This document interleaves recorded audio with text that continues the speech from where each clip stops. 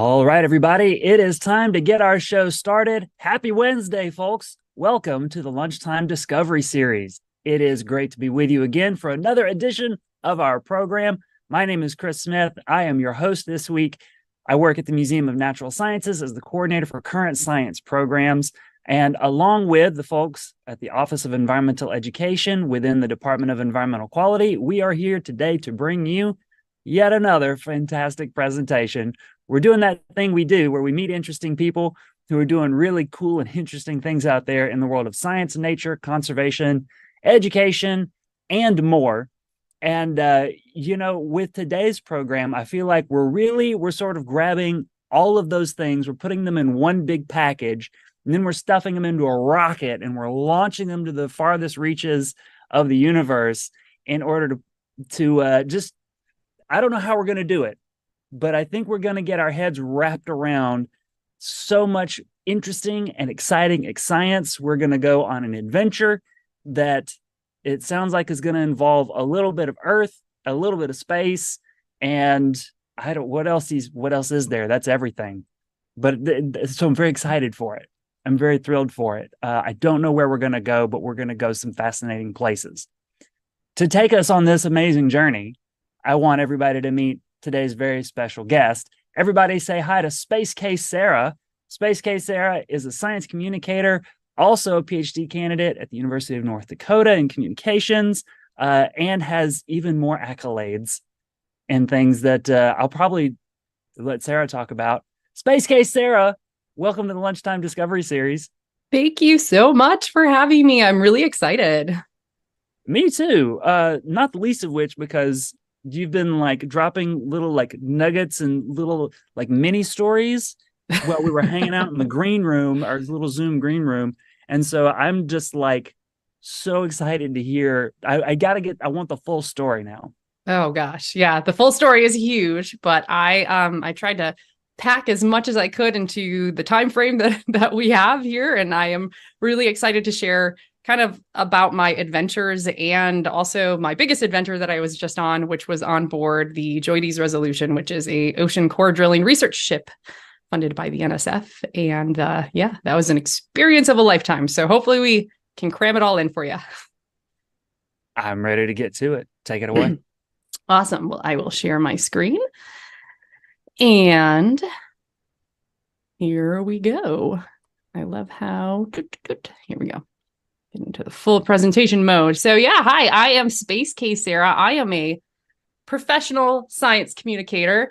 And what that means is that I go out into the field and I learn about science and work along with scientists to understand these big scientific concepts and then bring it down to a scale that makes it easier for the general public to understand. The Space Case Sarah brand actually was born during the pandemic. I was doing science communication kind of informally before that. Everyone during that time was looking for ways to get their kids to still, get involved in things and learn and have educational opportunities. And so someone asked me if I would do a presentation on astronomy. And she was like, but you need a fun name. And I was like, I don't know, Space Sarah. And she's like, no, Space Case Sarah. And so that has been kind of what I've stuck with now. I even sign my emails off with that. So yeah, and I do a lot of things, odds and ends. I guess I can't use my space bar. So the Space Case Sarah brand, like I said, is a science communication outreach, and I do things like broadcasting and writing. I am a NASA JPL Solar System Ambassador. This is a volunteer program through the agency that is actually pretty exclusive and hard to get into. And it is to do education outreach for the agency so that you know where your tax dollars are going and what's happening in the space world. I am a writer and a producer for Blue Marble Space Institute of Science. That is how I think Marty found me. My mentor, Graham, is the host of Ask an Astrobiologist, which is something SaganNet produces with NASA. So I'm a producer on that show and I write. I also did an internship with them. And so I kind of joke, I'm the intern that never left because I just found ways to keep being useful. So, and then in my personal world, I am a mom. I'm a very proud mom to two sweet kiddos, Addie and Miles. They are 7 and 6. I keep bees and I scuba dive. I actually run the social media and marketing for the scuba shop that I'm affiliated with. I go on lots of really cool and extreme adventures. And then, as you mentioned, I'm going to be starting a PhD with the University of North Dakota, where I just recently got brought on board with a research project that is going to be in the Arctic. We're working on cold weather technologies. So I was going to talk a little bit about kind of a couple of these cool things in my personal world and how they connect to science communication. I know it doesn't seem like they would, but they do. But the one thing I wasn't going to go over too much is kind of my origin story. I have a pretty wild origin story, but this is a picture of, actually it's from Cassini, but that's our planet. That's Earth. That's us, you know. And my biggest motivation and inspiration to getting into science communication was Carl Sagan and the Voyager missions and the pale blue dot, which he wrote when the Voyagers turned their cameras back and they took a picture of this tiny little planet, you know, suspended in a sunbeam. And that has just always been really a driving force for me to share the wonder of this planet with people. You know, this planet is a part of space. And so to me, ocean research, space research, everything is connected. And Carl is just a huge influence in my career. And then I wanted to share really quickly, I'm showing you like really cool highlight reels of my career path, but I like using this little iceberg model of success because you're seeing the cool parts, and there's been a lot of work and effort and dedication and a lot of failure behind the scenes. So I just want to remind people who are watching, this is a lot of work that went into this, and I've had plenty of failures and imposter syndrome feelings and self-doubt. And so don't you know, I hope that I serve as sort of an inspiration to people, especially if you're starting a new career or you're trying something that seems really big. Just remember that we all kind of go through this kind of struggle, this cycle of success. So diving, I'm going to start with that because I know that seems kind of disconnected from space science, but what people really don't realize is that the space world and diving are super connected. So my friend Jim sent me some of these pictures. Astronauts have to get certified to dive because really going under the water is the closest simulation you can have to go to space. You're in an environment where it's hostile. You cannot breathe under the water. So you have to have supplemental air. So when I got into science communication, a lot of my science communication friends were like, you got to learn how to dive. You got to learn how to dive. So I was sort of like, well, I don't know how or where to do it, but sure, let's do that. And it's really connected me with the space world even more than I think people would realize. My friend Jim, he's on the Artemis recovery team. So there's just this really cool diving space world that intersects. But getting into diving then kind of like blew open the doors of just really cool adventures that I got to go on. And I know it sounds really ridiculous, but yes, we dive in the Midwest. I wanted to share that really quickly with you all. It's cold. It's very cold. I haven't gone in this year yet. But we have these lakes that they actually sink things under the water for us to explore. So everywhere in this video, you see a little white buoy in the darker blue water. That's somewhere where like a boat or an ice cream truck or a mini sub or something is sunken down there that you can swim around and check out. And so I dive in both my local area. So here's some video of people having fun under the water. I say fun, but it's cold. It's cold in the Midwest. And, you know, the biodiversity of a lake in northern Illinois is pretty much what you'd expect. A lot of bluegills and you know, northern based fish, but it has also allowed me to get to travel the world. I just recently was in the Philippines in October, diving there. And that was really, really cool. I actually don't have a lot of underwater video from that, but this is me jumping off one of the catamarans to go dive in one of the most biodiverse places on the planet. And one of the cool highlights of that was that I got to swim with whale sharks, and that was amazing. Amazing. So diving just really kind of gave me this opportunity to have a reason to go around the world and see our planet, and then connect it to my love of science.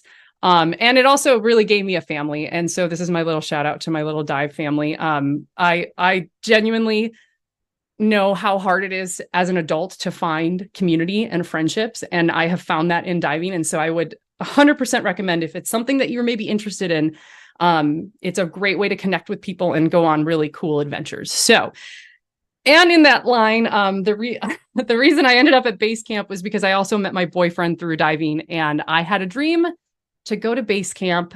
And just to clarify really quickly, base camp is not summiting the mountain, which I know a lot of people have feelings about the ethics and the dangers of that. Base camp is as high as you can go without needing supplemental oxygen. And it's a totally different experience, beast journey. But I had a dream to do that. And when I met my boyfriend on our very first date, he was like, oh my gosh, I'd love to see Everest too someday. And so then a few months later, he's like, why don't we do it? Let's just go. And 6 months later, we were like, or 6 weeks, I'm sorry, later, we were on a plane to Kathmandu. And like, it was just amazing. So here's just a couple of little highlight reels from that experience. But like I said, this isn't summiting. This is where, if you were going to summit, you base camp here. So this is at 17,500 feet. It is incredibly difficult to breathe up that high. I mean, this was a hard day. This was a hard experience.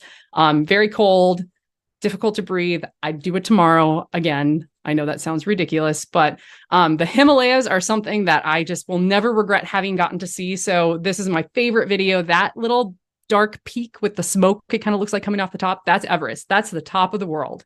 And this is the final stretch to get to base camp. And you see this big ice flow that's coming down off of the mountain.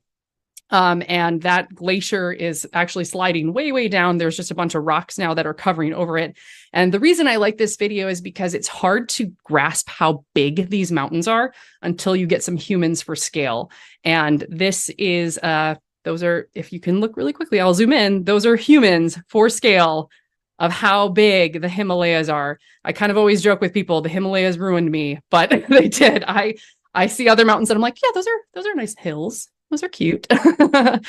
But so all of this to say that these adventures, these experiences, it really plays into my science communication because I get to see the world and I got to see different cultures and I get to learn about our planet and our place on this planet and how other people experience our place on this planet. And I think it really just gives me a breadth of knowledge and experiences to be a better communicator of science. Because to me, oh, I forgot about this one. And there's animals that go up and down the mountain. It's so cool. You have to move out of the way for, these are called yows. They're a crossbreed between yaks and cows. That's how food and supplies get up and down the path. So I meant to say in this part, it's base camp trail hiking is nothing like you would imagine. It's rivers and bridges and trees and mountains and these animals, and you stay in these little villages and these tea houses. So anyway, my point being that it really all connects to science communication to me because I feel like I have a much deeper appreciation for our planet. And it really started with diving, and it's just been this cascade of different adventures and experiences.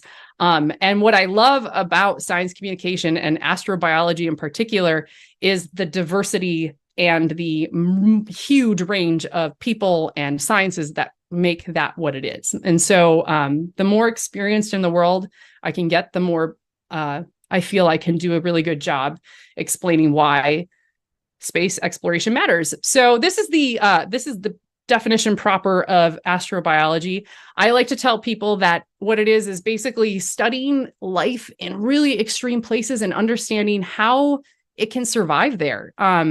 It was a branch of science that really kind of came more into formality in the 90s when we started actually looking in places that we hadn't thought of before, like under the ice and in acid pools to see, like, is there life there? And there is. And that's just mind-blowing to us because if life can figure out a way to survive, and that sounds so Jurassic Park, I'm sorry, but if life can figure out a way to survive in these extreme, intense environments here, maybe it's out there too. And so it calls on, biologists, but geologists and planetary scientists and astrophysicists. It's so diverse.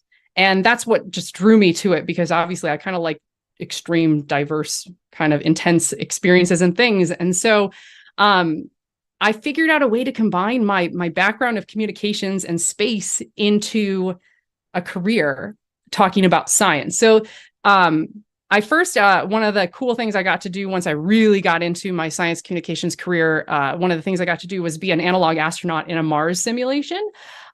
This isn't really astrobiology related particularly, but I really think that it helped leverage me into my ship expedition, which we'll talk about next. But I got to simulate living on Mars, comparing it to like the experience of Everest. I would rather do Everest again than do this.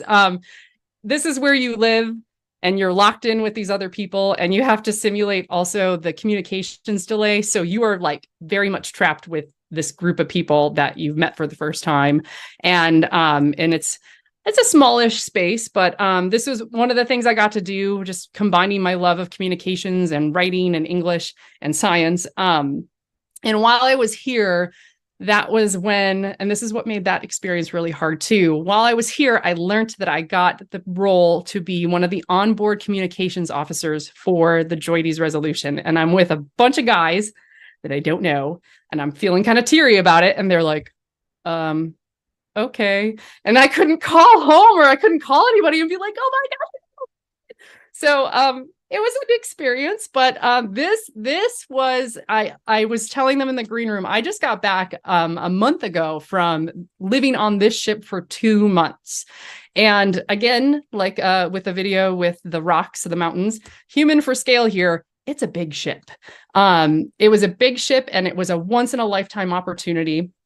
The JOIDES Resolution is a ocean coring drill research vessel, and it's owned and operated by the International Ocean Discovery Project. So there are scientists that come together from all around the world, and it goes out on expeditions for 2 months at a time. And then it has no home port of call. It just drops off a crew, picks up a new crew, heads back out for 2 months, and then goes somewhere else. And, and the ship runs 24 hours, 7 days a week. So when you're on that 2 month expedition, you never get a day off. It's just constant work, and you have basically a twin version of yourself that works the opposite shift. And the reason that they run it 24 hours is because it's costly, and so they want to utilize as much science time as possible. So they have 2 crews essentially that are working the whole time. And then, like I said, it goes somewhere else, and then it drops those people off and heads off in another place. So right now I got dropped off in Ponta Delgada, it's just an island chain off of, it's the Azores, which is an island chain off of Portugal. And then from there, it went up to the Arctic. I'm trying to remember where they're going. But anyway, it headed up north after they dropped us off, picked up the new crew, started heading up north. So, yeah, the ship is about a football field and a quarter in length. And then that tall part in the center is the drill, the derrick, and that's about a half a football field in height. So it's a big ship, and it is, like I said, an ocean core drilling ship.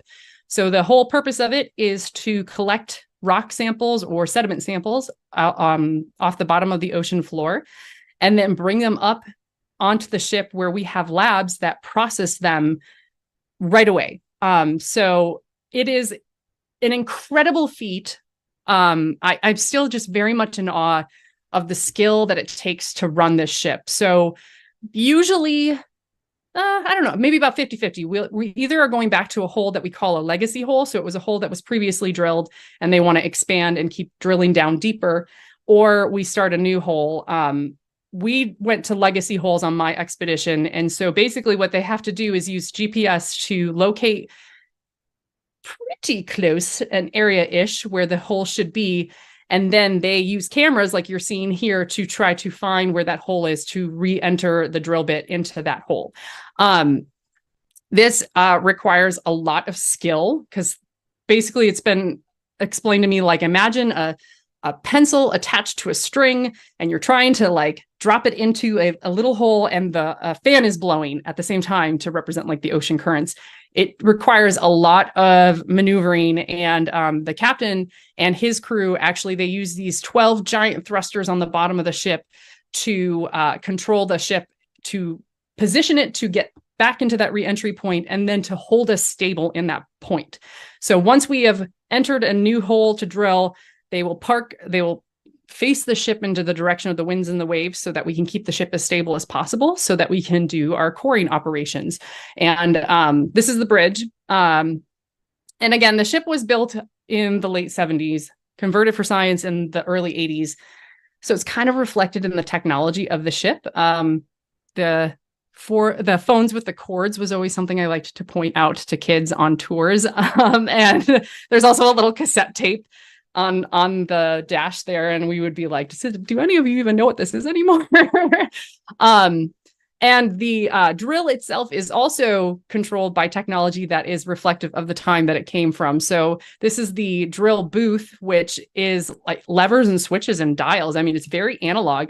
So people are very hands-on, manually controlling every part of the core drilling operation. And the ship is set to retire next year, and they've actually kind of struggled to find people who have the knowledge base to be able to run these kinds of drills this way, because now modern ships have computers. They have things that just automatically do it. But this requires someone to like manually control how hard the drill is pushing down. So we would bring up core samples through the moon pool, and we bring up our equipment up and down from this giant hole in the bottom of the ship. Also one of my favorite things to point out to kids, because they'd be like, what, there's a ship in the bottom of or a hole in the bottom of the ship and you don't sink? Yeah, no, we don't sink, but we do have to move very slow because of it. The ship can only go about 10 knots. And that's like 12 miles per hour. That's as fast as the ship can go because of this giant hole in the bottom of the ship. And we actually were really lucky. We had great weather on my expedition, but water can really shoot up through that moon pool. So yeah, so the cores will come up through the moon pool and then up to this level where the roughnecks, the workers who operate the drill, bring up these long metal barrels that you're seeing here that have a plastic liner inside them. And that's where the core sample is collected. My expedition, I don't remember if I said this or not, only did hard rock, which normally is a really laborious and slow process. We, for some reason, the hole that we were in, was very generous. And so normally you would expect a core sample to come up once every 3 hours. We were pulling up core once every hour, which was super, super fast paced and kind of unexpected. Some people were a little frustrated with how much work they had to do. But the core samples come up through that moon pool. They come up to this level. And then the core samples are brought then to the catwalk, where they are laid out for first the microbiologists to look at. They kind of had first dibs on the samples that they wanted to take for astrobiology research. This video is showing some core that's very chunky, a lot of little pieces. Sometimes it would come up in like one nice, smooth, full core. Sometimes it was all these little kind of chunky rock bits. It just kind of depended on, I don't know. I don't really know. But the cores will come up on the catwalk. They'll have the microbiologists flag which ones they want to take a look at first. And then the cores are taken into the lab inside the ship. And there's a lot of labs inside the ship. And the cores would be cut in half. So they will slice them in half. And then the scientists first will observe every single possible teeny tiny little detail inside those rocks that you can think of. I mean, I am not a geologist. So they would go scanning through these core samples and be like, oh, look at that. Oh, look at that. And I'm like, I see gray and little lines, and then some more gray and little lines. But they were really great at explaining what they were looking at. But they'll go through and they'll detail out every single little part of it and then put that in a database. So that way everyone on the ship knows what is up there, what's going on, because again, there's 2 shifts. So once your work is done, your twin, your duplicate, needs to get up to speed on what happened while they were asleep so that they can continue to pick up the work in the next shift. I mean, and then they slice them, and then these cores go through every single possible process that you could ever think of. They get pictures taken, they get X-rayed, gamma rayed, really they just get poked and prodded. And that's like the really cool and exciting and important thing that the ship does, is that there's so much science that happens right away. As soon as those cores come up, there's work that is being done. And like I said, the microbiologist got dibs on core samples, and this is the microbiology lab. And what the microbiologists would do is they'd actually take some of the rocks and they would smash them with a hammer and then put them in little vials and see basically like if things would grow inside them or if there was any DNA or anything like that. And then the vials are going to get sent back to their home labs. And it just, I mean, I like this shot because you see these labs and you're in this space, but then every once in a while you look out the window and you're like, oh, I'm in the ocean. Like, this is a lab, a floating lab in the ocean. It's just so unbelievably cool. So everything gets, I mean, there is not a sneeze that occurs in this lab without documentation, pretty much. I mean, it is every single thing is monitored, checked, documented. Even when they take pictures, if there's like a tiny little bit like unaccounted for, they will figure it out right away, what happened. And then the cores, the two halves, get sorted.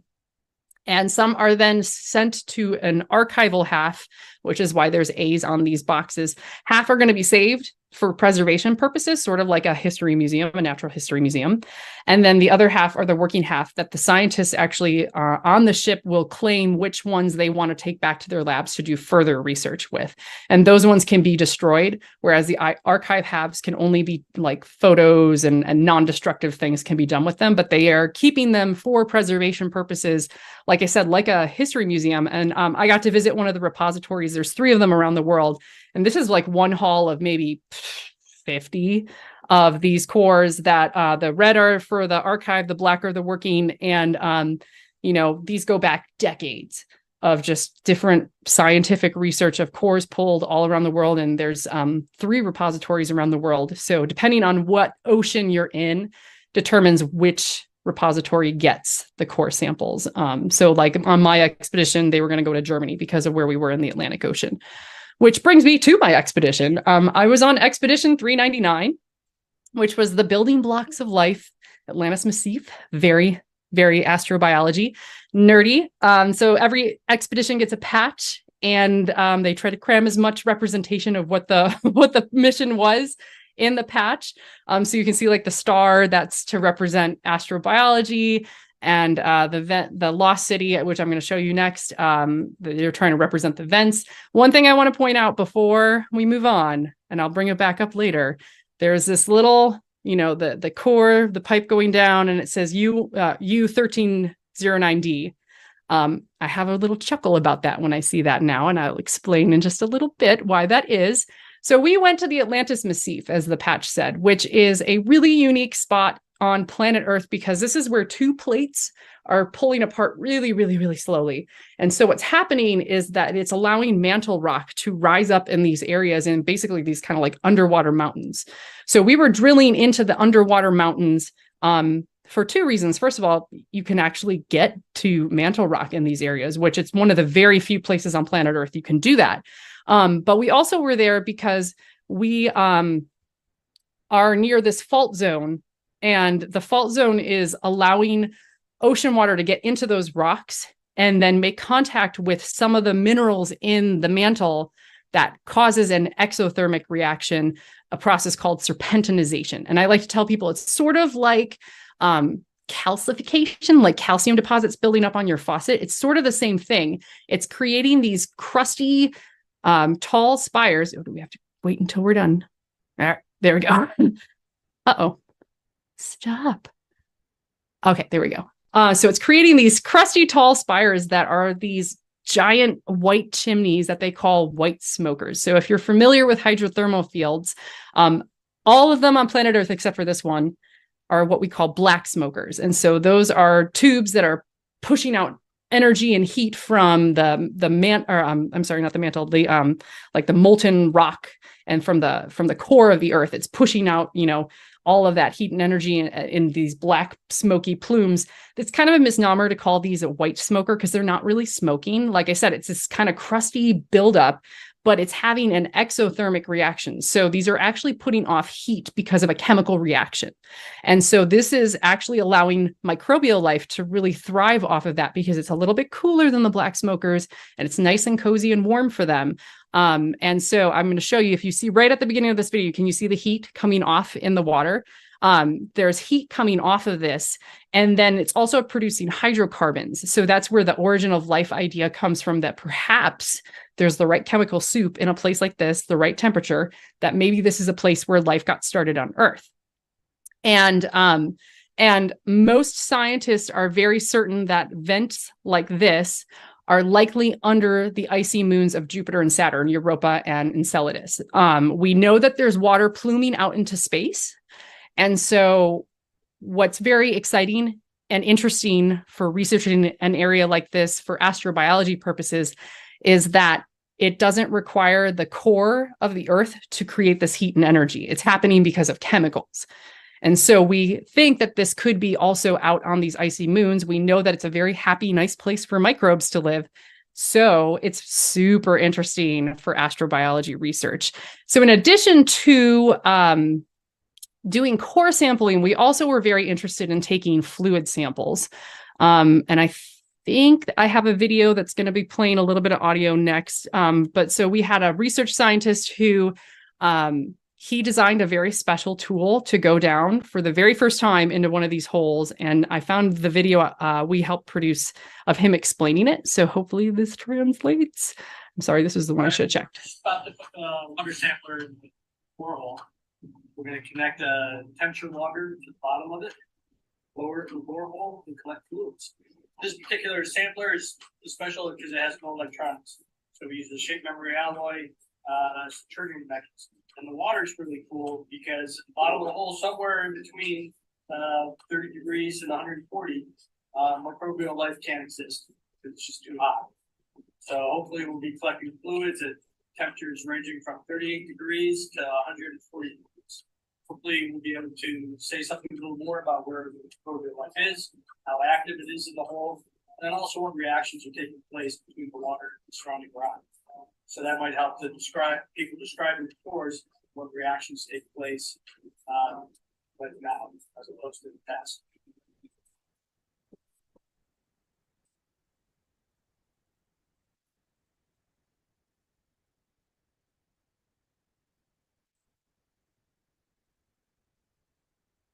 We had a temperature probe at the bottom of our sampler.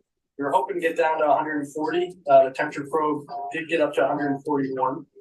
But two of our shape memory alloy triggers that were set for around 140 did not trigger. We learned a lot about the hole conditions and a lot about the tool. The good news is most of the elements of the tool worked. Some of them worked exactly like we were planned. Others, however, had some problems. And one of the problems was there's a lot of, you can see like this granular sort of mud mixture. It's a little mixture of grease, rust, and rock all in one. And some of those particles got behind the O-rings. So some of our samples tripped and pulled and sucked in a little bit of water, but not the full liter that we were expecting. Whereas some of the samplers pulled in all of it. So we learned a lot about sort of how we should change things.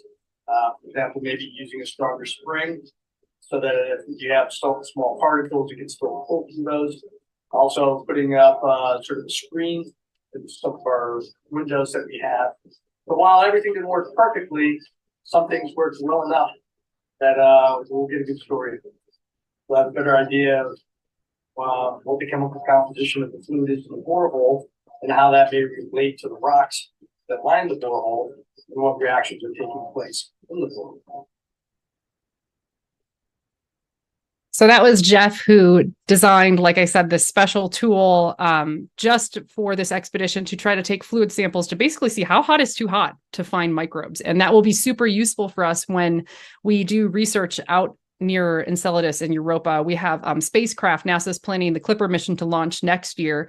And the Clipper mission is supposed to fly through, hopefully, Europa's plumes of water in space and kind of taste what that looks like. And so then we can use some of these fluid samples that we took here and compare it to what NASA and the Clipper mission might find. And that's, that's good science. That's what astrobiology research is all about. There's kind of a couple of things that are funny about me watching this video now. One of them is Jeff kind of seems almost disappointed that, these little scraps were picked up by the tool. That actually happened because the borehole he's talking about was like 1 degree angled, just a teeny tiny bit. So as that tool went down, it kind of knocked the sides of the hole and picked up all these little rock particles. And once they looked at them under a microscope, they got really excited. And so it ended up being kind of a blessing in disguise, because some of the little samples had tons of iron in it, which means there's some oxidation happening down there, and which means there's definitely a lot of life. There's a lot of life inside that hole. And that's like a signature of microbes doing something. And so that was pretty exciting for them. And actually one of the microbiologists told me, he's like, I wish we could have like designed something to intentionally take samples down the side, and that it didn't just happen by accident, that we could have controlled that a little bit more. But so what's kind of funny about that is, we had a lot of things that did not go right. A lot.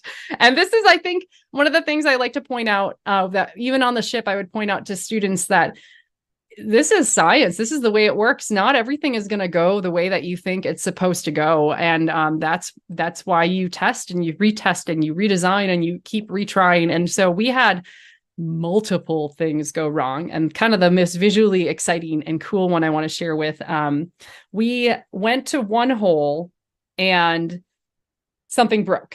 And so then when they were trying to fix it, that's when we did this sample, this fluid sample, which was the whole 1309D, the one that's on our patch. And they were like, okay, well, we'll take the fluid sample, then we'll maybe go to another hole and then come back and try to deepen this 1309D, because that was in our scientific prospectus. We were supposed to make, try to dig the deepest hole ever at that whole location. But we had so many technical issues when we went to the next hole. We kind of had to Hail Mary get a reentry cone down into the hole because we had a pump break. And so I'm going to show you these giant cones usually go down first that go into the hole, and then the drill pipe goes through. And normally a pump will softly send that down. Our pump broke and we don't have a backup. So we actually had to just free fall drop this cone and hope it would land in the hole. And so you see 1601C, that ended up becoming our super duper important hole. So it was really like, everyone was like, if this doesn't work, oh no, what do we do? Because we were just kind of like hanging on by a thread. Like we really needed this to be successful. So sent that cone down, started drilling into that hole. And then, like I said, that hole just kept giving and it kept giving and kept giving. And so they would vote every day. Should we move to the hole that, was on our patch that we're supposed to be deepening? And everyone's like, we're doing great here. We might as well just stay here. So we were very lucky. A lot of things went wrong, but then a lot of things went right. And so the most that mantle rock has ever been pulled up before historically was set back in the 90s, and that was 200 meters worth of mantle rock. We ended up pulling up, because it was just, I don't know, the hole just was very generous. We ended up pulling up 1,267 meters of mantle rock. And that was kind of a big deal. So it's one of those things that I'm still trying to process, being a part of something so important and significant that's going to change the history books. So this is some of the science party. We were really excited when we passed 1,000 meters, and we still ended up getting to go even 200 meters more on top of that. And it's just, the amount of media coverage has just been insane. And it really is probably one of the top 10 most significant things this ship has ever done in its history, starting from the 1970s. So it's one of those things that I'm still really trying to process. And really, the entire experience is hard to process too. So anyway, I thought this meme was really funny. Someone made this one because the 1309 hole was on our patch, and we almost didn't do anything with that hole. I feel like it's sort of like don't tattoo your partner's name on yourself because you might regret that down the road kind of thing. It's kind of the same thing. It was a wild ride. My job was to be the science communicator on board. So, we coordinated, like I said, lots of media attention. We would do ship to shore live broadcasts with classrooms, museums, even a nursing home. We ended up doing 60 different broadcasts, and it was, all around the world. I would do 60 more tomorrow if you asked me to. It was such an incredible experience. We got to do broadcasts to different countries, and sometimes we would have scientists who spoke, Chinese or Japanese, or we had French and we had German scientists who helped all these different countries help us with our ship to shore broadcast.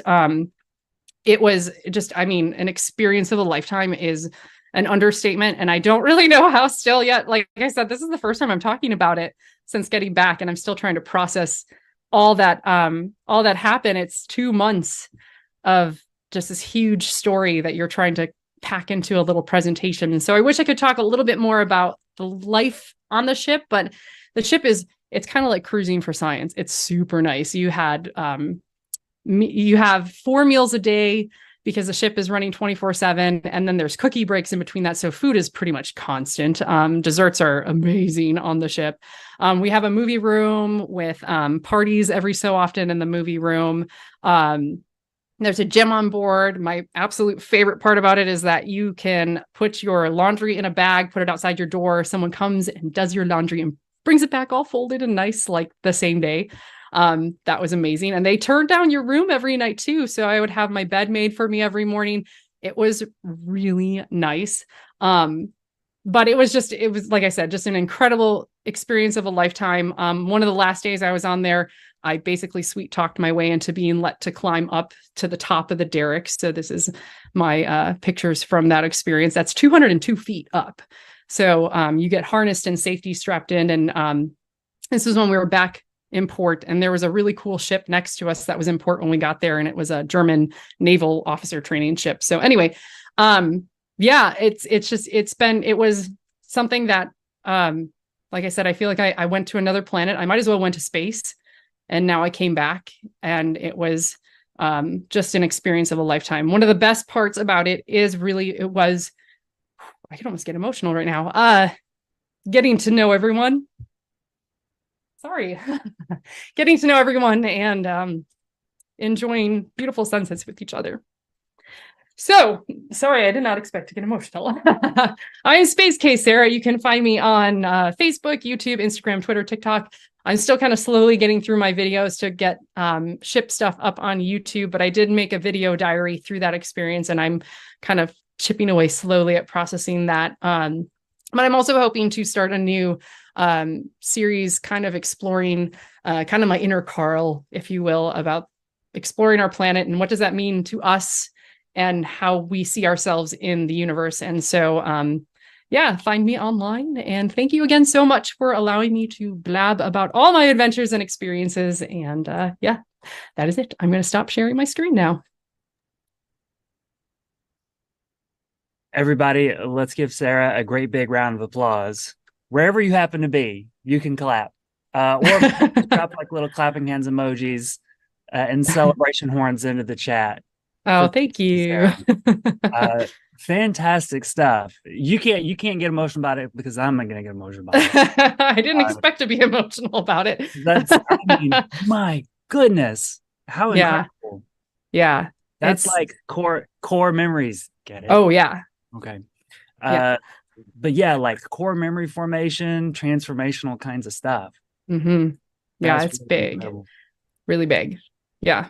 And the people were definitely the best part about it. I mean, we had a little, like a little meme chat thread, and I made friends with people on the ship that were just sort of like this, core group, and pun intended. But it was amazing. And one of the cool things too with this core group, when we were going back, so at nighttime, because it runs 24/7, there's all these bright floodlights, and so it was kind of disappointing. You can't see stars at all, it's too bright. But when we were coming back, we as a group convinced the captain to turn off the lights while we were going back so we could see. We went back on the helicopter pad, and we were able to see the stars. And just an amazing experience that I still have to process it all. Sure. Yeah, definitely. Incredible stuff. And I mean, like, the experience is great. The people are fantastic. And then there's just like that, I don't want to say it's like the bonus because it's the whole reason you're there, but it's all of the knowledge and information and the science that's happening, which in itself is so interesting. Mm-hmm. Like just fascinating stuff, insights into, I don't know what how the planet works, how life works. Like the questions are such big picture questions. And then you add in, like, you get to be a part of it and you get to have all of these great experiences. And then to have the job where you get to share it with people and meet the scientists who are working on it. I wonder how the audiences that you were connecting to when you're doing all the ship to shore stuff and doing social media, how audiences soaked all of that in. Because like, it's big picture stuff, but also there's like a lot of nuance to the way you have to describe things. And that's where like being that communicator part comes in. So I'm curious about audiences and how they reacted to you. Yeah, that was, like I said, the ship to shore broadcasts were my absolute favorite part, because it was such a huge range of age and demographics that it really kind of varied. I think, there are a couple of common themes that really always came up. A lot of people are just genuinely interested in how are you living on a ship for 2 months and what does life look like for you? But then,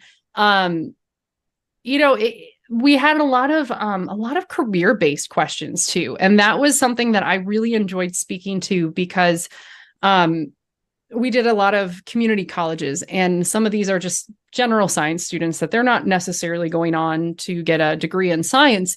But I liked to tell them that there are so many ways to work in the science fields, in these support roles that aren't necessarily the scientist, but maybe, like NASA's a great example. They need graphic designers. They need musicians. There are so many ways that you can apply and find what your interest and your talents to something like this. And so that was something that came up a lot is, how did you get this job? How did you get to be a part of this? So I really liked speaking to the experience as someone who has a less than traditional science background and path into what they're doing. But then also, when it comes to the science itself, kids, man, they have amazing questions, and they think about things that, range from super silly to very honestly, very kind of thought provoking. Super silly being like, has a shark ever bit your drill pipe? And then, and then there would be also some of them that are like, well, I know about fracking, and how is that something that you have to be kind of concerned about in a similar manner when you're core drilling the way that you are, which is not, it's a very, very different thing. But the experiences and the range of questions were huge, and something that I think that what I really enjoyed is it wasn't just us, the communicators. We would also have scientists at the end of all of our sessions answer questions as well. And they were just so generous in their answers and brilliant in their science communications as well. So it was truly an honor to connect audiences to scientists and bridge that in a way that's just, like I said, easy to digest and hopefully, in my opinion, gets people inspired about science and want to get involved in some shape or form. Excellent stuff. I'm going to look to the chat and see what folks who are watching are thinking about, what questions they've got for you. Some questions are rolling in right now. In particular, we've got some folks. Well, I think we have a geologist watching because they want to know all about the core samples. What can you tell us about the geology of the core samples? What can you tell us about, well, we'll do them one at a time. Okay. Geology highlights of some of the cores. Geology highlights, like I said, it was definitely, we pulled up mantle rock, and we did so very quickly. It was very unexpected how easy it was to suddenly get into the mantle. And then it just kept coming and kept coming and kept coming. And one of the things that kind of made it easier, and we had to take a lot of safety precautions for, is when you have serpentinization, one of the byproducts is a very, there's 6 different forms of asbestos, and it had some in it. And so we had to take a little extra safety precautions to ensure that everything was held or, dealt with in a safe manner. And so that was done, I think, very well. But there were really interesting things in the mantle rocks to biologists that they're very genuinely curious to look into them more. When it comes to too much specific detail. There is an embargo, obviously, on not an embargo, but a moratorium, I'm sorry, on the science. So the scientists get first dibs on what they want to report on and study. And so that is something that you'll just have to wait a little bit to see the papers come out. But I know that they're so excited that they have started kind of releasing some initial papers on some of the core samples. All right, David, you're going to have to set up your Google alert for these papers coming out. So let's see here. Do you think astrobiology can help us to learn more about the Earth as well as help us develop long-term conservation strategies? Yes, absolutely. One of my favorite things to remind people is that we kind of have this us versus space, like Earth, and then there's outer space. And we're a part of space. We're a ball, we're a rock hurtling through space right now. So I really believe that by pushing these limits and exploring our place out there helps us better understand our place here. And I think that there's so much that astrobiology is going to help us in terms of conservation. And just, I don't know, there's a highly philosophical part to it, right? Just understanding who we are. And as far as I know, the way that everything out there seems to work the same way here, chemically, molecularly. So I think understanding here and out there are very interconnected. You mentioned what was it called? The Clipper? The Clipper mission. Yeah. That's headed. This seems that seems to be the leading edge of astrobiology research, is finding these places, not necessarily planets that could harbor life, but finding other places where these conditions are. And I'm curious what the trajectory for astrobiology research looks like. Like sending a spacecraft to Enceladus is expensive, mm-hmm. and it's a long time series. And then also sending ships out into the ocean is expensive, and searching for microbes that are growing on thermal vents and places like that. And so I'm curious where you see the most valuable edge of the science. Like, what's the frontier? What has a lot of promise in it to keep astrobiology research moving forward? Yeah, that's a great question, because you're definitely hitting sore topics of funding and public support, right? So things like Clipper and other astrobiology missions tend to fall a little bit lower on the totem pole of funding and attention, because it's not like sending astronauts to the moon. It just isn't. And it's not as flashy, and it's not as forward in people's face. Clipper is definitely set to launch next year. And to your point, it's not going to get to Enceladus until 2030. So that's a really long time to wait for something to finally get there and do science. I think that that's also what makes sometimes those type of missions hard to sell, because it's such a huge time scale of waiting, and people have very short attention spans. I think that what's the leading edge? I think Clipper and also Dragonfly, which is set to go to Titan. That is a mission that is hopefully going to be like a giant quad drone copter, but it's like the size of a car, that will fly around and be autonomous and can poke around and see what we can see there as well. It's difficult for me to say whether all of these will actually happen or not, because I can't control funding and how things change. Right now, there's some concern about Perseverance rover is taking core samples on Mars, and there was supposed to be a Mars sample return, and there's some question about funding for that and if that's going to happen. So it's frustrating when that's the way things go, but it's sort of a system that I can't fix it. So my hope is also, by being a passionate communicator of science and in the astrobiology field, is to convince you that it is really cool and to be excited about it. So that way your, tax dollars and funding goes to the things that we think are all really cool. Not that going to the moon isn't cool. I think going to the moon is going to be really awesome, but there's so many cool things. So hopefully that answers your question. Yeah, that's awesome. That was a fantastic answer. And yeah, I would like thinking about the space missions and so much of this other work. Like, it is really exciting stuff. And it's keeping the attention on it. Yeah. Because it is really exciting. We're going to learn a lot from it, and keeping attention on it is what makes it happen. Okay. I'm running out of time because I'm talking too much.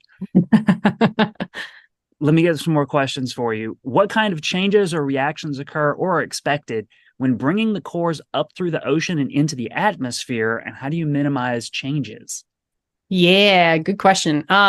So the main thing that happens is actually they expand a little bit, because they're under so much pressure that far down, and then they come up and they actually expand a little bit. So kind of a thing that was hard for me to wrap my brain around at first, and then I had to explain it to other people, is that sometimes we were pulling up more than 100% recovery. So they basically assume that you're going to lose some rocks and that not everything is going to come up as planned. So they allocate a little bit of space for that. We were getting all of the rock that we thought we were going to get, and then it would expand out a little bit more. So that's like more than 100% recovery. In terms of the like what the microbiologist would do is they would pick out some of these samples, and then they would crush them and put them in an anoxic chamber right away, to try to simulate as best they could the conditions that those rocks came from, to just basically see what would happen if they, dropped some of this on it or did this to it. And that's what's so cool to me, is that they did that on the ship. Like, some of these instrumentations and these things that they are doing are such fine and delicate instruments, and they have modified them to be able to work on the ship, because even with the 12 thrusters keeping you stable, there's still a little bit of movement. And so they have ways that they have kind of figured out to get these things to work, or to double check to make sure that the motion isn't, misreading measurements. Like, that was just so amazing to me to watch all these people do their work in a way that really optimized science exploration in kind of the most extreme and cool way possible. Excellent stuff.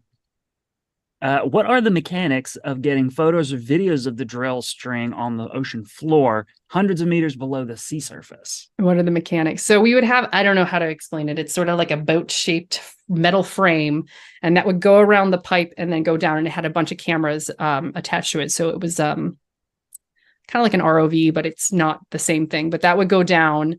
And actually, one of the cool things, I didn't even bring it up in this presentation, that we would do for outreach is, if you send a styrofoam cup down into that much water pressure, it squeezes all the air out and it shrinks your cup like a little shrinky dink. And so I should have brought one up. I have a bunch of them right now. So my kids' classrooms actually colored cups, and then we send them down with those cameras, and then it shrinks the cups. But yeah, no, the cameras go down and they scout for the hole, or sometimes there's a reentry cone left there. Sometimes it's just a hole and we have to put an entry cone in there. Sometimes they don't put an entry cone in. It just kind of depends on the hole's condition. But the cameras are, sent down in that manner. Cool. Last one for you. The folks with the Office of Environmental Education want to know, how do we encourage more people to get into science communication, and what advice do you have for students? Oh, I love these kind of questions. Well, I think that I'm biased, but like, this is like the best job ever. If you like to talk and you like to blow people's minds, just start with like astronomy even. Oh my gosh, just getting a small telescope and showing someone the moon. That was kind of how I got into it informally, I like to say.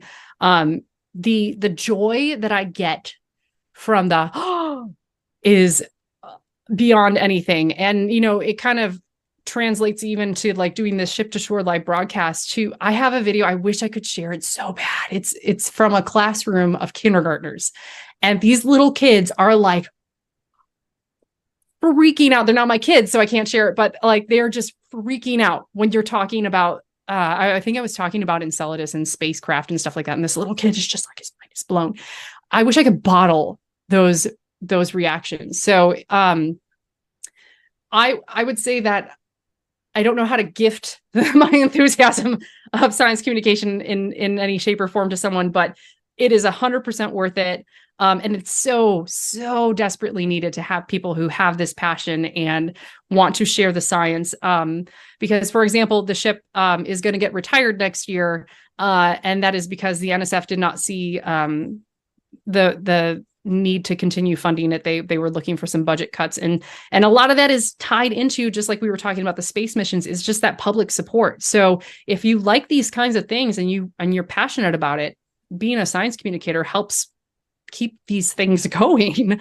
Career advice, I would say I actually have an undergrad in English, and I thought I was going to go back to school for a master's in biology, but then I realized that I could kind of marry the two loves in communications and science communication. And so then I decided to switch to a master's in science communication, and now I'm going to finish a PhD in that.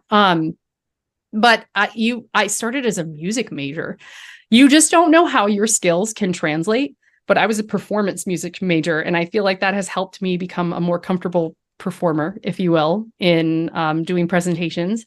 And having an English background, I found ways to make that helpful for what I am doing now. If you're creative and you're flexible and you're willing to be open to new experiences, you can really do a lot, even if you think that you're maybe not the best suited for something.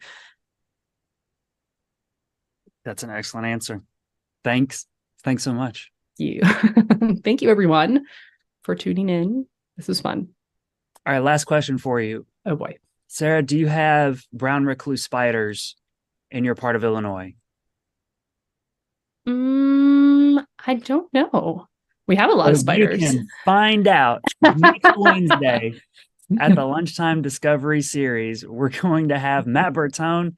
He's he's the director of the Plant Pathology and Insect Entomology Lab at NC State University and with NC State Extension. He is going to give us all of the answers about brown recluse spiders, which for where I'm sitting in central North Carolina, well, I'll let Matt tell you whether or not we have brown recluse spiders here in our backyards. You probably don't have to be too worried about them in Raleigh, but other parts of the state, maybe you do. You should tune in next Wednesday at noon right here on the museum's YouTube channel.